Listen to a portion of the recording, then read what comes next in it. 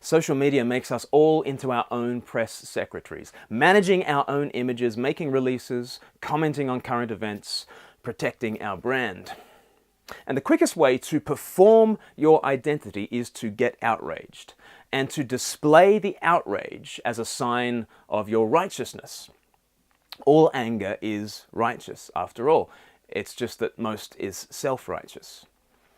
So let me pick out one story from the last week and show you we were all angry and we were all performing. On February the 18th, 2019, Jordan Peterson was speaking in Auckland, New Zealand. Afterwards, he had his photo taken with 150 VIPs who had paid for a few seconds of meet and greet with him. Did you catch it? Did you see him? Did you read the t-shirt? Did you understand it? I don't think Peterson did either. That guy, did you notice the perhaps deliberate misspelling of Islamophobia on his t-shirt? Apparently that's a thing, to be distinguished from Islamophobia. Did you know that? Did you do the research? Did you notice the reasons for his objections to Islam? It's because apparently he's against, among other things, misogyny and homophobia and female genital mutilation. The final line of the t-shirt says he wants the right to hate Islam, but not the individual. His t-shirt even had footnotes. Did you consult the footnotes? Now, this is not a t-shirt I would ever wear. It's not something I would recommend anyone else wear, ever.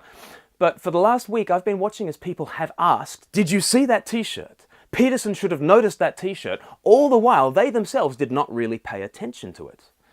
This is a familiar scenario. We have an image online, and some people want you to notice just enough of the image to be offended, but not enough to understand.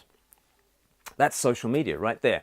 We say, here, look at this. Look at it. Isn't it appalling? Isn't it shocking? Do you denounce this? Do you disavow? I need your answer now. But the same social media is not interested in really looking, in asking questions, in getting the context. We want to know just enough to get offended, but not enough to understand. Now, I do not like that t-shirt. I don't like the performative anger he is trading in, not one little bit. But if you're going to smear Peterson with being in a photo with that t-shirt, it's incumbent upon you to understand what you're denouncing. So anyway, the photo happens, and no one notices really until 4 weeks later, a white supremacist kills 50 Muslims in New Zealand. And notice this, the racist was performing for an audience, a social media audience of millions. So the man in the t-shirt was performing, the terrorist was performing, and the rest of social media went to work performing too. Whitcoulls, New Zealand's largest bookseller, pulls Jordan Peterson's book, 12 Rules for Life, off the shelves, saying it's in the light of some extremely disturbing material being circulated prior, during, and after the Christchurch attacks. They mean the photo. So they pull the book and continue to sell Mein Kampf. True story. They continue, as a business which takes our responsibility to our communities very seriously, we believe it would be wrong to support the author at this time. They are performing. But it's not just them. The Faculty of Divinity at Cambridge University decided to use this moment to rescind an invitation to Peterson, and to do so via Twitter. In fact, the Cambridge Student Union broke the news on Twitter first, 3 hours before the Divinity faculty. The Student Union said with great relief, Jordan Peterson's views are not representative of the student body, and as such, we don't see his visit as a valuable contribution to the university. I mean, God forbid that they hear from a teacher who does not represent their already impeccable views. But it's performance. Performance by the Student Union, performance by the Faculty of Divinity, who did not tweet the offer of the fellowship, but they did make much of their virtuous rescinding.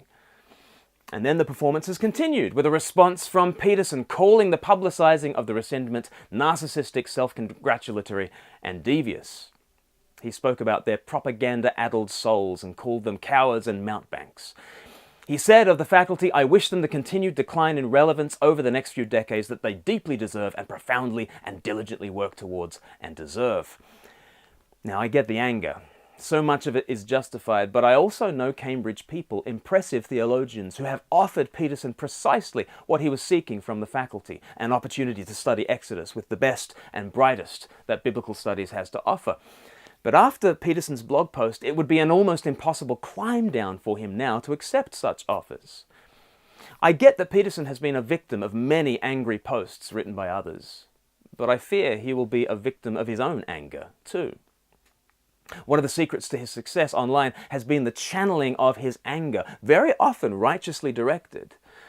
But if we've learnt anything from the New Testament, then let's hear the book of James. My dear brothers and sisters, take note of this. Everyone should be quick to listen, slow to speak, and slow to become angry, because human anger does not produce the righteousness that God desires.